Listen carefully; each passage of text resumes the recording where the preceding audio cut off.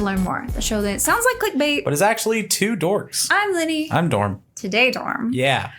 I must say, you're looking pretty slender, man. Oh. See, I know that's not true, so I understand what we're talking about. That's not at all White, not fair. a slimming color. I'm wearing white. That's not at all fair. So we talked kind of briefly about Slenderman and the Slenderman? Yeah, so Is that how you're gonna refer to him? I like to call him the Slenderman and Slenderman and Slendy. He has a lot of nicknames. Just your personal nicknames? No, like on the webs, on the interwebs. On the webs. On the webs. He has Like a lot Spider-Man. of, like, on... Spider-Man. Yes, like, what is it? Creepypasta? He's got, like, a ton of nicknames based on creepypasta. Is that like Italian scary stuff? Yeah, it's really scary Italian stories that are only Italian, and they're very spooky. Today's sources are the Washington Post, the New York Times, Thrillist, Film School Rejects, Screen Rant, Creepypasta, the Something Awful forums, and of course, tried and true Wikipedia, because you can't get away from it. No matter what you do, you can't get away from it. Everywhere. You can't get away. The quote-unquote official statement is that the Slender Man, also known as Slenderman, like all one word or separate, Slenderman, is a fictional supernatural character that originated as a creepypasta internet meme created by Something Awful forums user Eric Knudsen, also known as Victor Surge, in 2009. I remember this thread. So I remember seeing this. Okay. So this thread was a Photoshop your worst nightmares type of thread. Okay. As you do. As you do. And I remember it specifically because one of them stuck out to me as somebody had Photoshopped when they basically would wake up with, what is it when you're asleep and you can't, we've talked about it before. Sleep paralysis? Sleep paralysis. That was your episode. I know, I was like, we've talked about this. I always forget, I get that one confused Click with. to forget more. I get that one confused with night terrors. I flip those back and forth, and I knew it wasn't that one, so it had to be the other one. But they photoshopped their sleep paralysis demon like in their corner of their room, and I think about that sometimes, of course, as I'm falling asleep, and I'm like, no. I know, it's super great for me. I was a lurker on the Something Awful forums because you had to pay like $10 or $5 or $10 or something to talk on, like to type on the forums, and to access other parts of the forums you had to pay money. I remember this with certain other forums. Yeah. So there were always ads everywhere. Sections. Yeah. So you couldn't go to like certain parts of it. So I'd only see like bits and pieces. But really popular threads would just get open to the public because they were so big. But you wouldn't be able to comment on them, but you could view them. And for our younger listeners, forums. Yeah, forums were. I think the idea behind it was supposed to be like, look how cool and fun this community is. Don't you want to spend $5 or $10 a month to be part of it? So they would like let more people see stuff like this. So this thread blew up, like it exploded because people have a sick fascination with like really creepy things, and they wanted to be the scariest person, and you know, so on and so forth. Right. But, like, I didn't want to be on the forums because, big surprise, it tended to be full of people that were, like, just jerks. Like, really, like, sexist, misogynistic, like, horrible, racist people. Sorry about it, but it's true. So, for instance, they had censored word filters for, like, really racist or sexist things. So, like, you couldn't see what they were actually called. But, like, people that paid the $5 or $10 could say whatever they wanted. Weird. Yeah, so they would just be like having these like really racist, sexist rants. To racism, basically? Yeah, basically. But if you weren't part of it, you'd see a filter there. So kind of like how in Overwatch, if you say like GG Easy, it'll say like, my mom said it's too late for me to stay up or whatever. Like it'll replace it. It's that kind of thing. So for instance, like the F word was gently caress. So anytime it would say like, if somebody said like, I'd F her, it would say I'd gently caress her. This is bizarre. Yeah. Rear end was used in place of ass. And there were more that seemingly protected the people who wanted to be racist, but that's an entirely another thing. Right. So like they would use like the N word, and it would say like family friend. Oh, Jesus Christ. Yeah. So it would say like whatever, they would use that word, but it would like instead it would pop up as family friend. But in doing so, it was like this weird thing where you would see it and your brain would automatically like replace this bad word. I know that this word is supposed to be that word. So in turn, they made you like think of that word, even though, because you're like, oh, that's replacing this terrible word. It defined its own language. So basically they were kind of douchebags. Anyways, so the particular thread in question, like I said, was one where people were photoshopping like their worst nightmares. They were photoshopping paranormal images. Now, if you do a Google search, you can still find this thread. Like, it's locked, and a ton of the images have been broken now because this was in 2009. So like this doesn't know how links work. Yeah. So they used to use this this thing called waffle images that like everybody on that forum used to host their images, and that has since gone down. So was it Pixie? What was the? It was I don't know. PICSY was a big, I think. It would like another image host. Yeah, for like forums. there was another one too that would like host your image, and then it would like show your image to the world, and it was like, oh god, yeah, it was whole mess. They were awful. You'd have to like upload something and then get the embed code for it, and then put it was I was very big on the Paramore fan forums. That's how I know all this stuff. It's not a joke. It's even better because it's not a joke, I think. So you can find some of the images if you go through the Wayback Machine, but if you just find the post itself, a lot of the stuff's going to be gone. You won't be able to find that anymore. Sure. So the thread made it to like 46 pages. That's a lot. And like it started dying off, towards the end, but like the Slenderman thing, as soon as that hit, like people ran with this one story and started turning that into its own thing.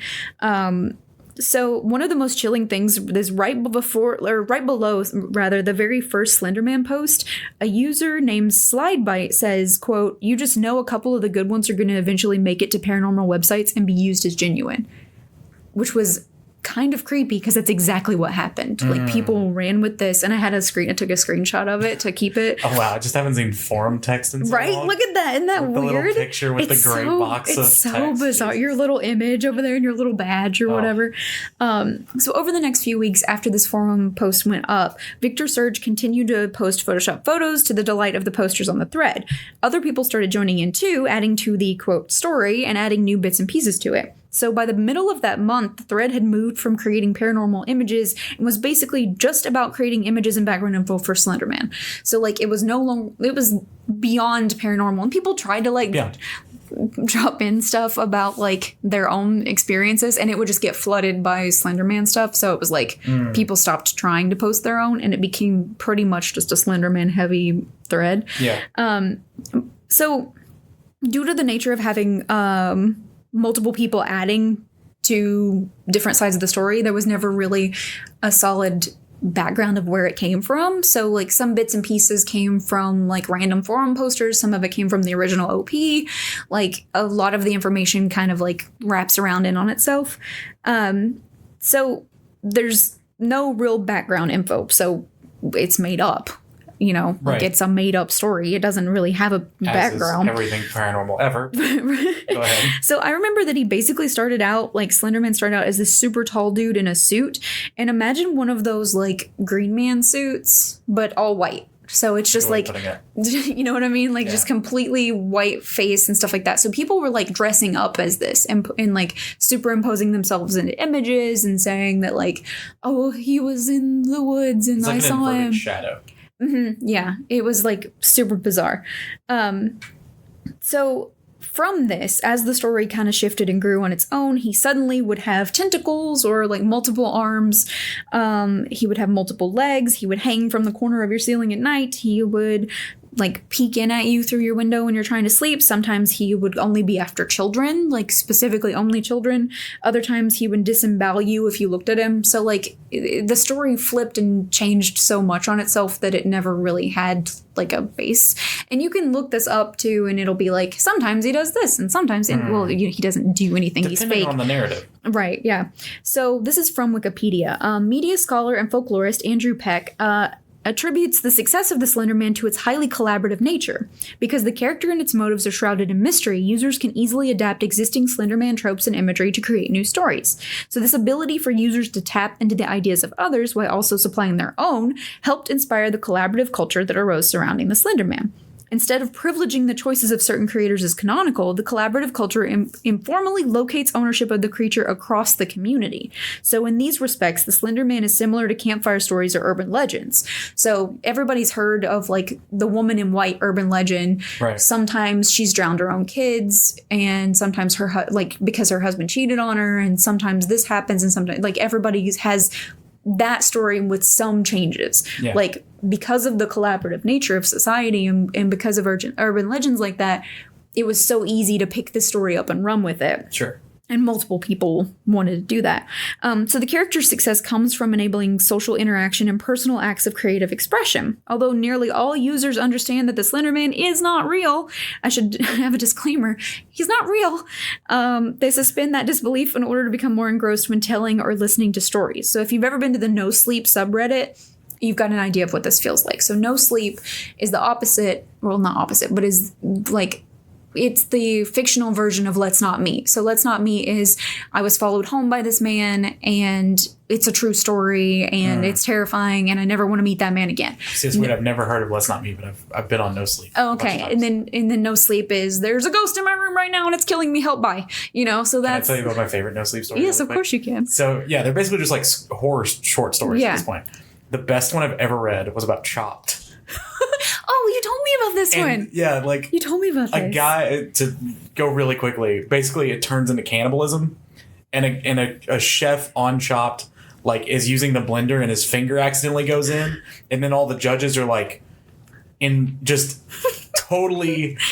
enchanted by the smell of human flesh cooking, and so eventually it becomes like he's chopping off his whole arm to win. It's ridiculous, but it was awesome, and I can never watch Chopped the same again. So it's like it's embedded in your. Every time I watch Chopped, you think about it every time. I think about that guy. Yeah, I think there's another No Sleep where a little girl like calls 911 and like she hears voices and and it's told from the point of view of the operator that's picked up the phone, and it's really interesting. And then like she was never found and blah blah blah. It like stories like that, and the fact that on that subreddit people are like, they talk about them like they're real. Yeah. Like they'll say like, "Are you okay?" And it's like, "What's happening?" It's so weird. Everybody buys into the fact that this is real. It's so despite knowing it's not. Yeah, it's so bizarre to see, because it's just like, when I first like stopped onto one of the stories, I didn't realize that was the rule of it. And then somebody had posted something like, "This is so fake" or whatever, and somebody commented and was like, "Dude, like, you can like honor the rules of the subreddit. Yeah. Like, it's all real here," or whatever. And it was just like, oh, I kind of like that too, though, because you're part of this little community, right? Like, you're part of this. You feel like you belong in this little thing. This is wrestling, by the way. Yeah, yeah. Exactly like you suspend your disbelief, right? Yeah. Like you feel like you're part of a thing. So, so that's what that feels like. So if you've ever been part of anything like that, where you all kind of like go into this thing together wholeheartedly, that's kind of what happened on this forum with Slender Man. Like, everybody believed in it. Like, everybody was making the stories up about it. So, because there are no concrete details or solid background information to fall on, because, again, it's made up, Slenderman could be anywhere, he could be anything, and he could be molded to fit any story. It also meant that the story went more mainstream, which slipped away from the Something Awful forums onto 4chan, Wikipedia, DeviantArt, cosplay sites, creepypasta, and even YouTube. So Marble Hornets, that's this right. Is where I know about Because the Slenderman's fictional, quote, mythology has evolved without an official, quote, canon for reference, his appearance, motives, habits, and abilities are not fixed, but change depending on the storyteller. So you could decide, is he going to chase after kids or is he going to come after you? He's like a comic book character. Yeah, I mean, that everybody has a say in. Like, everybody, like, it's basically fan fiction. Like Goku? Stop. It's basically fan fiction. Yeah. But it's community-wide fan fiction. Yeah. So on YouTube specifically, a channel called Marble Hornets uploaded over 85 videos, and each of them were titled like entry number 1, number 2, etc. And at the time of the writing of this podcast episode, it had over 500,000 subscribers, which is wild. Are they still going? I don't think so. Okay. I think, let's see, no. The last video was uploaded 5 years ago.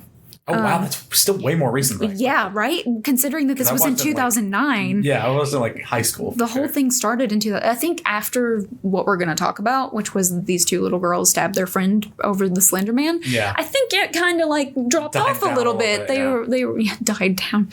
That wasn't intentional.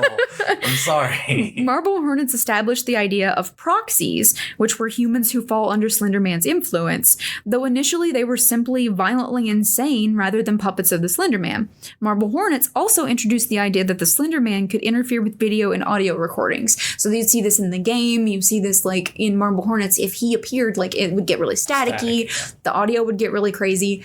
that was the first time that had ever been implemented because we had never seen a video format of it. So this was the first time this idea ever came to play. Which is a genius way of translating something to video. And it's a really smart way of also, like, you don't have special effects. Right. So how do you make him move closer to you without him walking forward or like a hard cut? You throw some static in there and all of a sudden he's in your face. Like, and if you don't know what this is, think of basically Blair Witch kind of stuff where it's like mostly found footage. And they're trying to figure out who taped this stuff. And they like, it's something along the lines of like somebody's got to film something for his college class or something, and then he finds these tapes and like he goes crazy trying to figure out who did these tapes before, and like he starts getting chased or something. I do want to share one story about this. Yeah, of course. I used to watch these all the time. Did you believe in them at all? No, but it was just like the big thing at the time. Like a lot of people were talking about Slenderman. It was like pre-Twitter, but like everybody, or I guess Twitter was in its infancy, but I just remember that being like a huge thing, right? Yeah. Like everybody was talking about Slenderman. And I once, because normally the actual Slenderman videos weren't that like jump scary. They were more atmospheric scary. Yeah. The tension was the most frightening part. Yeah. Exactly. It was very like Cloverfield kind of stuff. Yeah. Yeah. Where it's like you don't see it and that's the scary part. But like at one point I was just on recommended videos and I thought I was going to the next entry, but I didn't catch that it was made by somebody else. Oh no. And so it was just a shot of a bedroom with like hands coming through the ceiling. Oh no. And I was like, this is cool and weird. And then all of a sudden it was like a jump scare. Oh no. And that had never happened in the videos that I'd seen. No. And I was like terrified. I was like, oh, like I just like jumped as like, I mean, you've seen me horror jump before. Like it was that because I was just not expecting it. But it turns out it wasn't Marble Hornets, it was somebody else. That's so cheap. Yeah, that's it was such like a cheap it was like thing. another entry 43 instead of the 43 I was going to, or whatever number it was. Somebody trying to capitalize on they were Marble doing Hornets exactly fame. what I fell for. Yeah. Which was like, it's basically a bait and switch. That's rude. I don't. That's not fun. That's what people It's pretty do. funny looking back at. Well, that would have made me mad. You got got. Yeah. Who knows? A fun fact: Roger Ebert tweeted about Marble Hornets in 2009. Wow. Yeah, like tweeted about like how this was an interesting like social experiment type thing. Like got it as like that many more people interested in it and introduced to Validated it. Yeah. And there were also a variety of fan-made videos of people encountering and then subsequently running from Slenderman. So I talk about it a little bit later. There's an HBO documentary called Beware the Slenderman. And I watched it, and it shows some clips of these like YouTube channel things. And some of them are really kind of well done. Like there are these little kids that are maybe like 10 years old or younger, and they're like playing outside, and one little boy starts to like feel sick, and he's like, well, we need to go inside, I don't feel good. And then like you see him off in the distance, and the kids are like, oh my god, run. And I was like, oh. I was like, run kids, but like knowing full well, but it's like these little kids were pretty good actors and they're not actors. So I was like, this is really clever, this is how this works. Also, aside, real quick, this reminds me of a Supernatural episode where they come into contact with a tulpa. A tulpa is a given name to anything that's formed through the meditation or focusing of an idea, which just means that because all these people believed it was real, it became real. Oh, it's like horror Santa. Yeah, they kind of call it that in the episode. Gotcha. They kind of make that jokey reference of saying like, okay, so it's a bad Santa then. Right. The theory is that if Billy Bob Thornton right, which is already a nightmare. The theory is if you meditate hard enough on an idea, it will materialize. So gift. Yeah, like, or the what is that thing that Oprah talked about? Isn't it The Gift? Is it The Gift? Yeah, it's like the book with the wax seal on it. Yeah. And you make like dream boards and stuff. Yeah, yeah. If you dream it, it will come. Yeah. Fill the dreams, but okay. Same thing. Well, if you build it, it will come. Is that what you were talking about? Fill the builds, apparently. Same thing. In the episode, people were reading information on a website and they believed in it, which made that monster of the week more powerful. So that's kind of the vibe that I get from Slenderman. So in that episode, which was, I think this was before the Slenderman thing, there was a story of a sighting of a monster and everybody believed it, which in turn in the episode was making the monster stronger in the real world, right? And so they had to take the forum. Air quotes there, by the way. Kind of all over the place on that one, but they had to take like the post down and like it's not real. Don't think about it anymore, and so it wouldn't be powerful. But anyway. And as we all know, Supernatural is a documentary. Yeah, Supernatural is very scientific. So the Slenderman sensation kind of exploded. Victor Surge was quoted as saying he never knew it could get that huge, and he didn't expect it to move beyond the forums of the Something Awful. only 5 months after its creation, George Norrie's Coast to Coast AM, a radio call-in show devoted to the paranormal and conspiracy theories, so you know it's going to be good because it's an AM call-in show, began receiving callers asking about the Slender Man. 2 years later, an article in the Minneapolis Star-Tribune described his origins as, quote, difficult to pinpoint. You don't say. Which is like, obviously, because it's not a real thing. Slenderman was also made into a couple of jump scare riddled games. We kind of know about those. Are awesome. The first, not The Arrival or whatever the newer one is, the first free download Slenderman game, I think it was just called Slender, was amazing to play with friends. Yeah, we used to play it. Because it was co-op, right? Well, you could just play it by yourself, but we would all like... Oh, so is The Arrival the co-op one? Where everybody runs around together? Okay. Oh, yeah, Slender was just by itself. And you just had to find notes in the woods. But we used to, like, in high school, we would be in between classes and go chill in the math office. And we found out that the, like, rinky-dink computer there could run Slender. Oh, no. And so we'd all just, like, take turns playing it and just, like, get cracked up at how scary it was. It was awesome. That game was awesome. So Achievement Hunter played one. That's the one I'm talking about. Okay. Slender. Okay. That's the original one. So what made me think about this topic was that there was a video that popped up as my recommended. It was them playing it. And I was like, oh shoot. It's Michael and Gavin. Yeah. Terrible audio. So they're playing. There's one that they're playing with Jeff and with the whole crew, and that must be Arrival then. And they're all like, one of them is Slender Man, and they're all like just out in the woods. And Slender Man keeps coming up and scaring Jeff, and Jeff keeps screaming, and it was cracking me up. So it made me think about. Is that the one where they have like flashlights on their helmets and stuff? I think so. Okay, I think so, yeah. Which that's what reminded me about our topic. So today we're going to talk about the place Slenderman took up on the creepypasta like website, the girls who couldn't separate fiction from reality, and the girl who nearly lost her life because of it. So if you have access to HBO, like I talked about before, I suggest watching Beware the Slenderman. It's almost 2 hours. It's an hour and 55-minute long documentary. It came out in 2016. There's also a documentary that's called Slenderman Stabbing: The Untold Story, but it was like a separate thing. Like you had to pay more money to watch it, and I was like, no, not gonna do it. I already watched some Slenderman documentary. I'm not gonna watch it again. I'm not gonna watch it again. So this is from the Washington Post. I think it's Shira Chess. It's Shira. It might be Shira Chess. An assistant professor of mass media arts at the University of Georgia and a scholar of the Slenderman myth.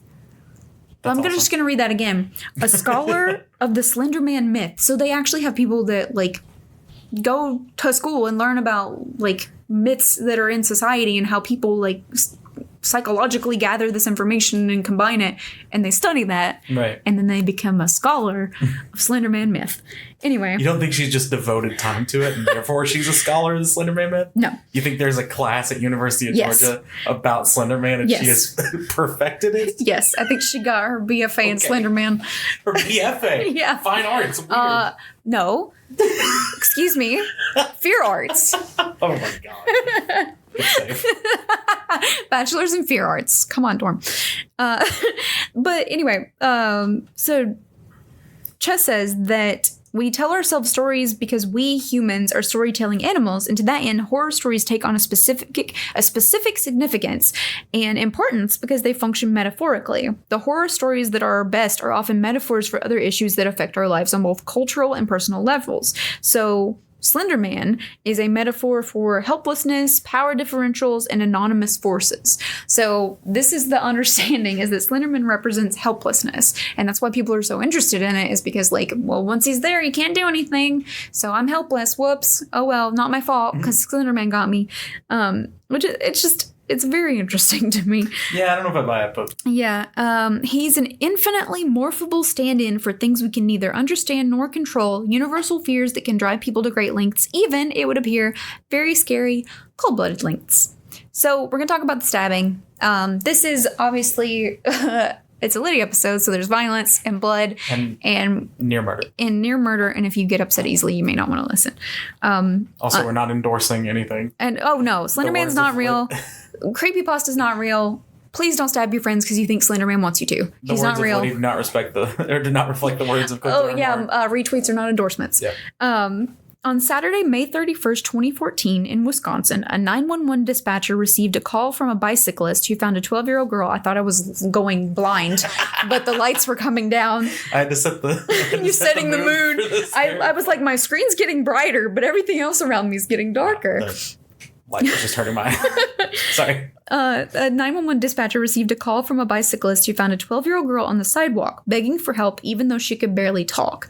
"Please help me, I've been stabbed," she said. After being attacked, she had dragged herself out of the woods, bloody and covered with 19 stab wounds. It's a lot. 19! When asked who had done this to her, she said, "My best friend."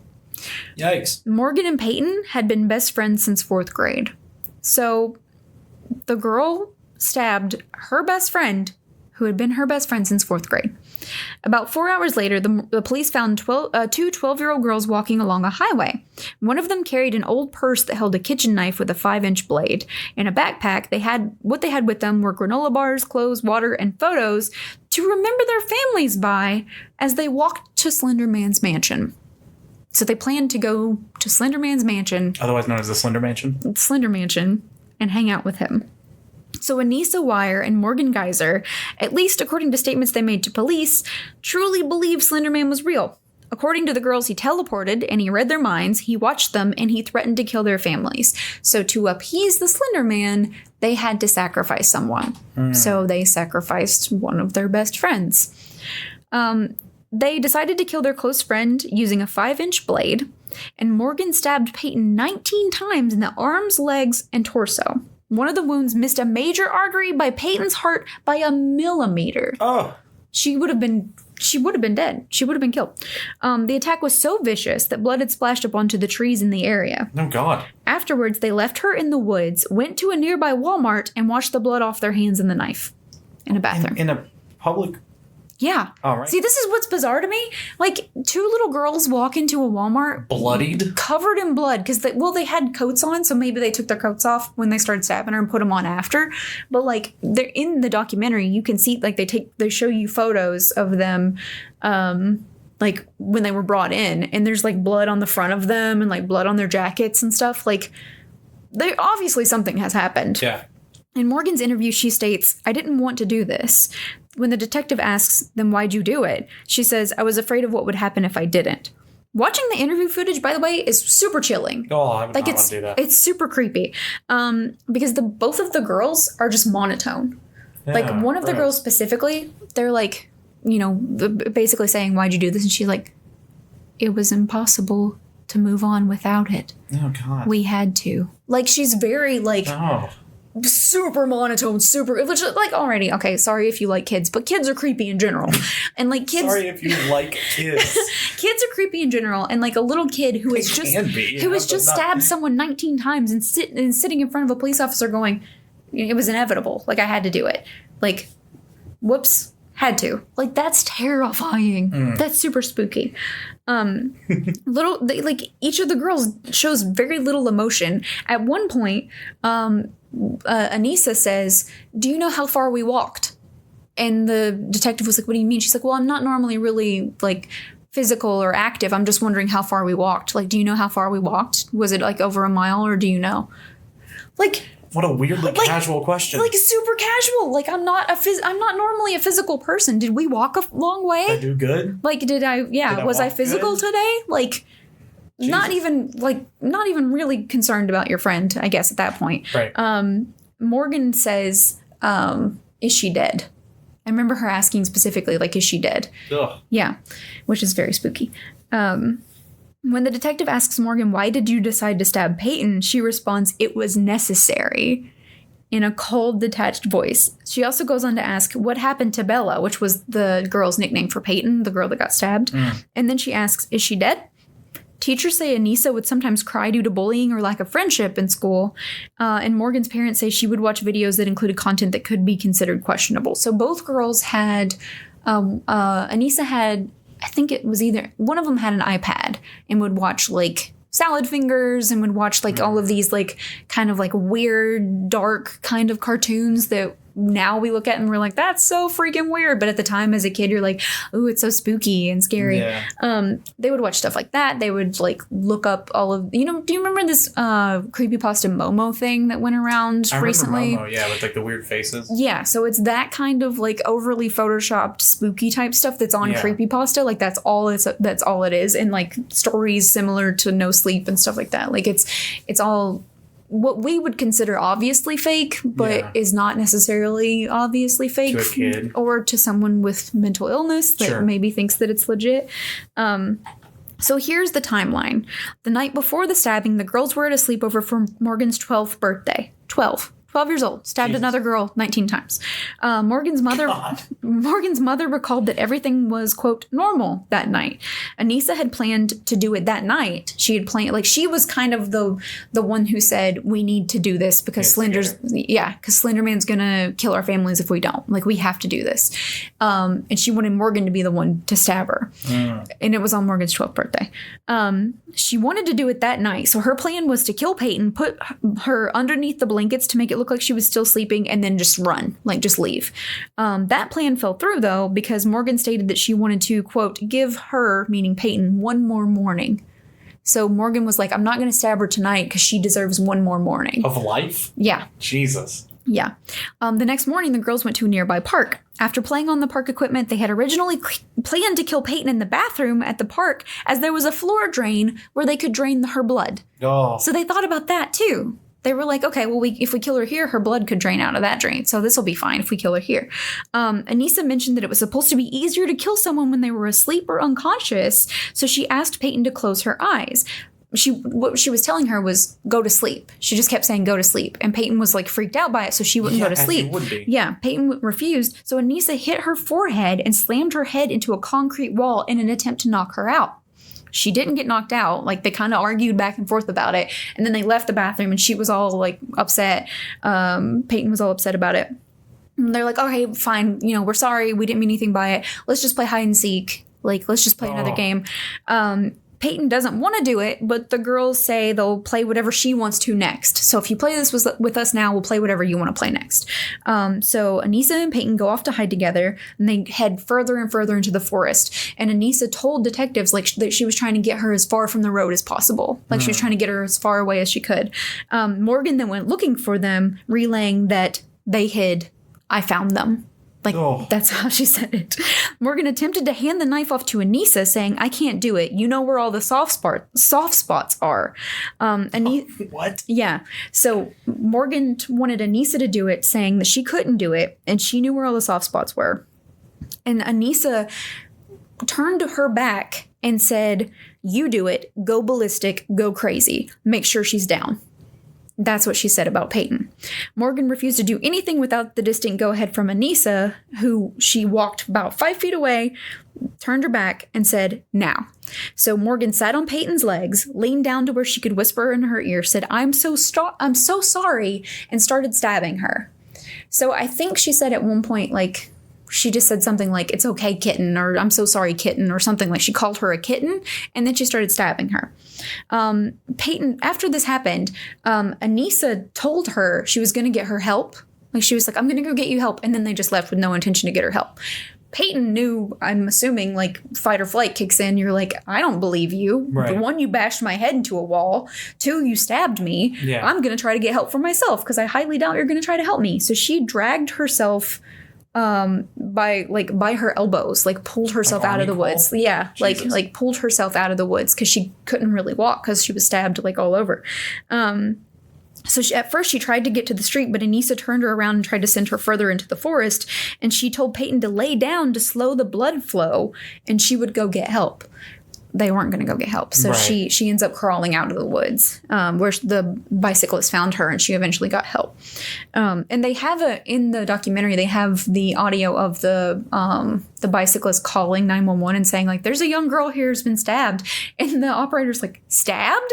And he's like, yeah, she's been stabbed. Send someone. She's like, okay, because like this never happened. Right, like this yeah. would it was so bizarre. Yeah, it was a bizarre thing to find a little girl, a 12-year-old girl, crawling out of the woods covered in blood. Yeah. And then to know that she's been stabbed. Like the two crazy things happening side by side there. Right. So this is after they were caught.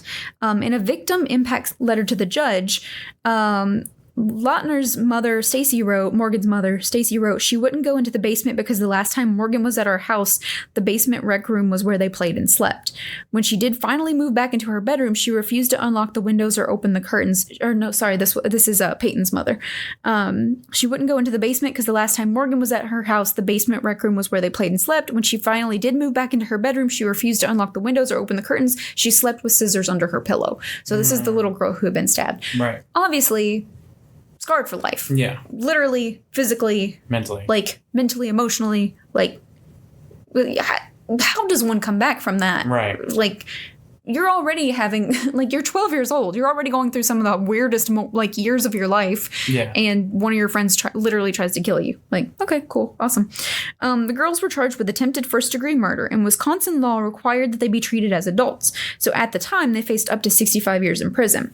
In recent court cases, both Wire and Geyser were found not guilty by reason of mental disease or defect.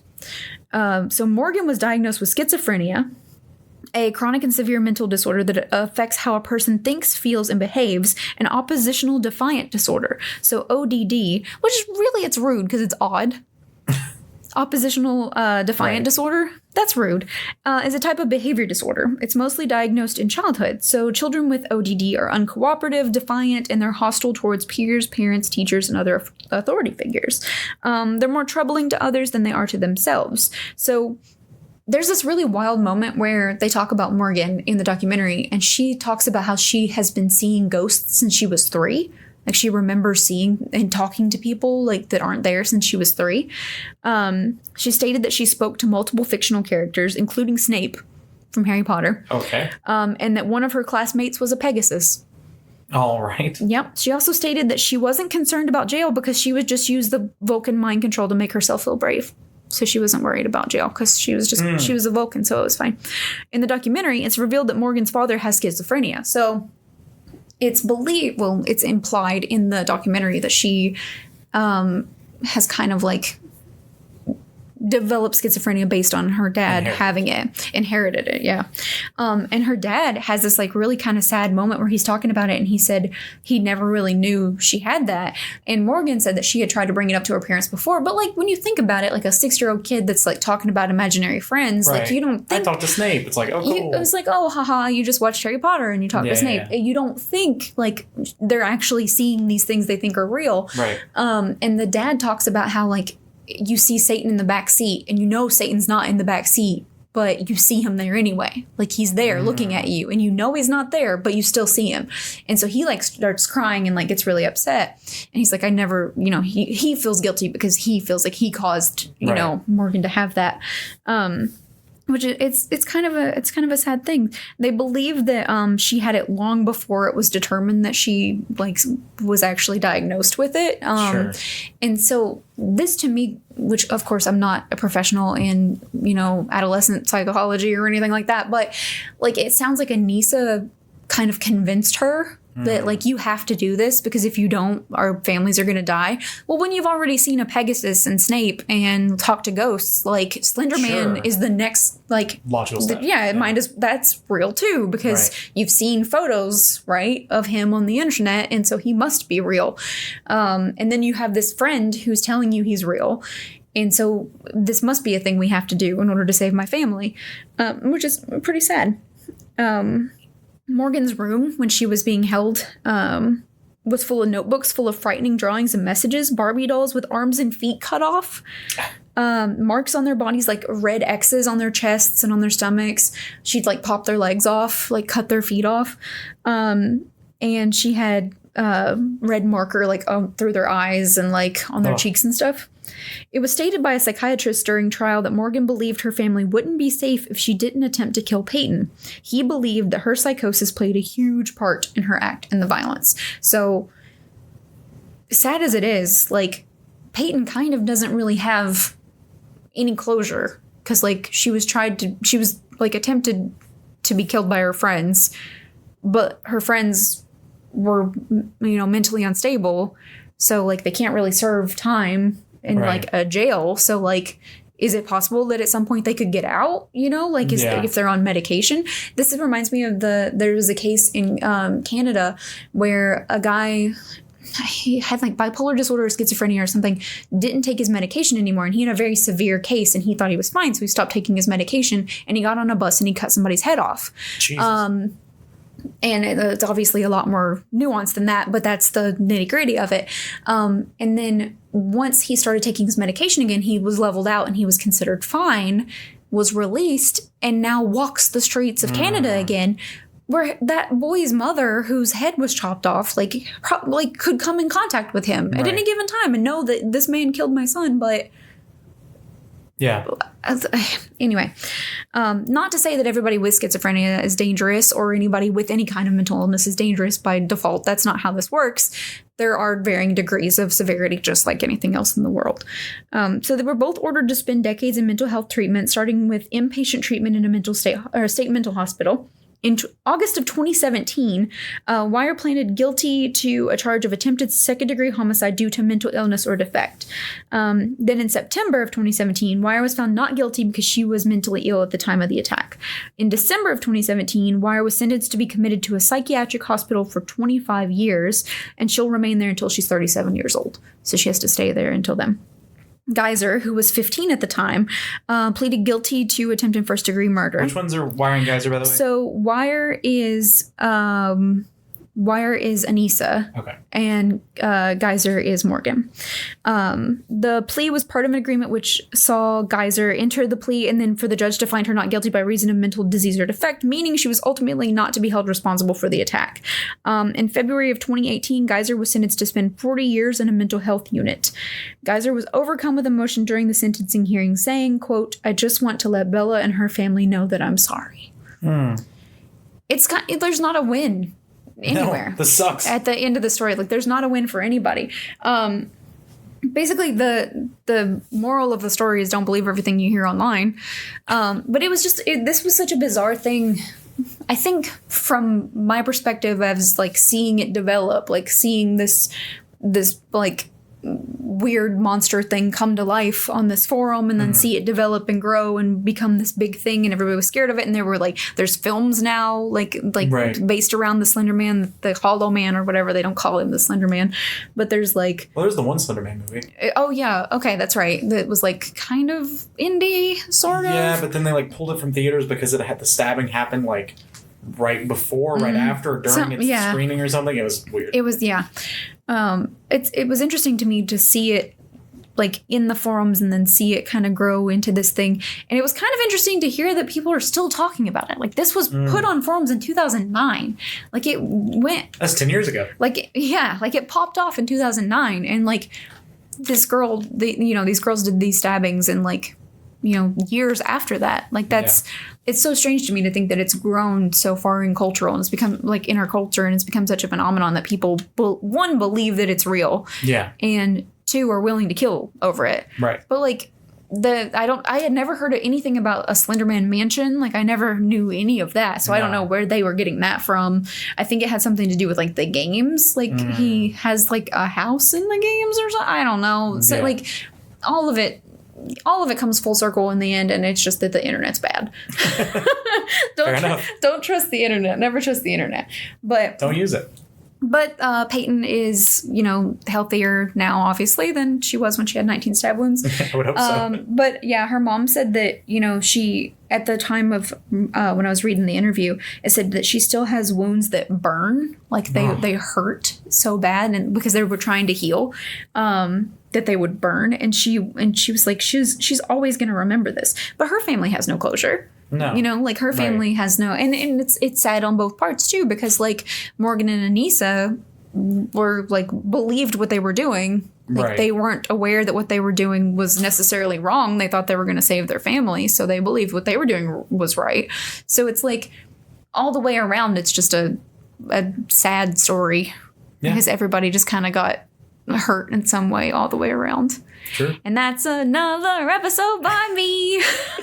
It's so funny because it'd been a while since we recorded. So we both prepared an episode. And was yours about like how teddy bears are made? Mine is so positive. I mean, we'll find out soon enough. I'm not gonna can the episode, but they're so different. I was just sitting there thinking that while you're talking about 80th murder you've talked about on this podcast, or attempted murder, and I was just like, wow, we went two different directions with this one. I think that's the balance of this show, is that, like, you have to try to dig the podcast up from a really negative, depressing chasm.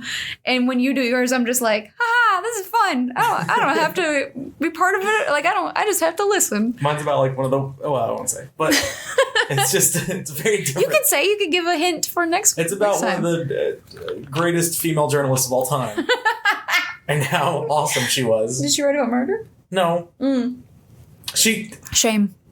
Close, though. She wrote about so one of the little you'll find out, but You'll find out. one of the things she's known for is that she wrote about spending 10 days in an insane asylum. Oh, that's cool. Yeah, it's called 10 Days in a Madhouse. Ooh, I want to read it. Well, don't read it yet. I want to read Otherwise, you'll know everything. it. Well, that's true. I'll wait. You should wait too, dear listener. Yeah. Don't go listen. Let Dorm tell you all about it first. Anyway, that was a heater. That was a lot. I tried to talk fast to get it all out because it was just eating like Thanksgiving dinner and the fact that I am exhausted now and I didn't do anything. Imagine how I felt after I did all the research. I was just like, you probably loved it. But for real, let's be honest. But for real, the documentary is really interesting. Of course, it is really heavy-handed at parts because it'll be like tap, like clicking and like mouse sounds and like keyboard sounds, and it's like, yeah. Give him some ASMR. We're not going to be in the window so the audio doesn't record. Give him some click clacks. There you go. Perfect. Like that. It'll probably be beautiful. I don't know. It was kind of cheesy like that. But to me it was worth it to see the interviews with the kids. Oh, that's the worth it part. It was so wild. It was so wild because they asked them to stand up and they take photos of the front of them and the back of them because they're like covered in blood and dirt and all this stuff. Mm-hmm. And Anissa just says, "Do you know how far we walked?"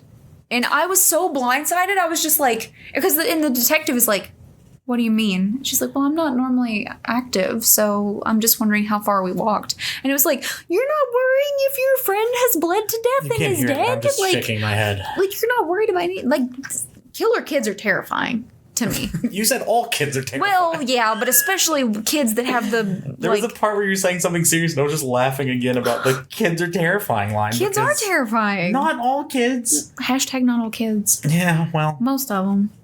Kids that kill. Kiddinism. Or attempt to kill 19 times. Right, no. Those kids are terrifying. Those are terrifying people who are young. And she trusted her. Well, yeah. She trusted her friend, and her friend held her since 4th grade. And she, and held her down and stabbed her. Got real emphatic. I'm upset. I'm upset. 4th grade. Been best buddies. The thing that gets me about that story is she got conked in the head and was like, "But we're still going to play the game I want to play next." See, that's just run. But I know they're kids. So. That's wild to me too. Is that first of all, they thought just telling her, just go sleep, it'll be fine. She would just be like, "Okay, we're in the public Sweet, can't wait to fall asleep in this park bathroom with this very comfortable tile and cement walls." Like, I don't know. I mean, if I were a kid and somebody, I never was, but if I were a kid and somebody bopped my head up against a cement wall, done. The day is over. Yeah, but she was 12? Yeah. So I kind of get it was an accident. We didn't mean it. And they're like, okay, kids are dumb. Yeah. I guess, if 4th grade friends. Forever, it'd be like, it was an accident. If it's the first time anything like this has happened, it'd be like, okay, well, that was rude, but I guess you're trying to show off for your other friend. Okay. But slamming my head into a slamming by trying to knock me the frick out. I don't understand it, man.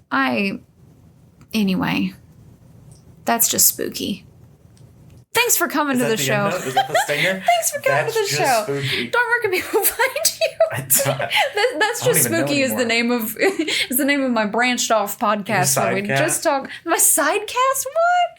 It's the name of it. That's just spooky TM. Twitch.tv/dormstreams. Where can people find you? Twitch.tv/TMoney. Oh, we also have the co-op. Talk about the co-op. It's the first podcast episode since we talked about it. Hey, thelocalcoop.com. Yeah. No hyphens. It's all letters. No hyphens, all letters. The local coop. Yeah. Full of a bunch of hot chicks. Nice. No, it's a merch. I don't even know. Venture, I guess. Between a bunch of really cool streamers and a bunch of people are in the process of adding it. By the time you've listened to this, probably more people will be added. Some really cool people who have decided to take a chance on me, take a chance, Avo style. And yeah, there's a bunch of merch for some really cool streamers there, including both of us. Yeah. So, and merch for the show. So. Oh yeah, and some Click to Learn More merch. Yeah, which is great. You can get a dorm logo and a Lidi logo on each of your tibbies. That's true. You can. Tamer has a shirt with a. Metric does too. He wore. Oh yeah, he's got the Tibby shirt. That's right. Yeah. Aw, Metric. And Brie has one too, I think. Because didn't you make it? Didn't you make it for her? Yeah. She's like, I want one of y'all on each tibby. So there you go. A tibby per screen. And we have a ton of other stuff. What do we got? Twitters. We're so tired now. We got Twitter. We got YouTube. Yeah. We got Instagrams. Mm-hmm. Everything is either Dorm Streams or Team Liddy. Yeah. If you need to find us somewhere, if you Mixer. Think we're somewhere, listen. I'd lock that shit down. I locked mine down too. I got Team Liddy because I was scared. Shout out to Boomo. I was scared, but Liddy was already taken. It got taken like in 2017. Oh wow. Yeah, somebody got it. Somebody knew. Somebody knew it was coming. I almost took Dorm and I was like, nah, I'm just Dorm Streams everywhere. It's easy. Yeah. Well, we just shortened it ourselves anyway. It's also like I'm right now, no reason to go to Mixer. It's just like a contingency policy. Yeah. I mean, well, it's also like Twitch were to die. In that plus somebody to pretend to be you. Right, exactly. Yeah. That was the other big one. Is like someone else's dorm stream streaming on dorm stream. Like, I don't know who they are. Or like just uploading your videos and like his VODs. Playing them there. Yeah. Something like that. You never know. I don't trust people anyways. I don't trust nobody. Anyway. Until next time. And be careful where you click.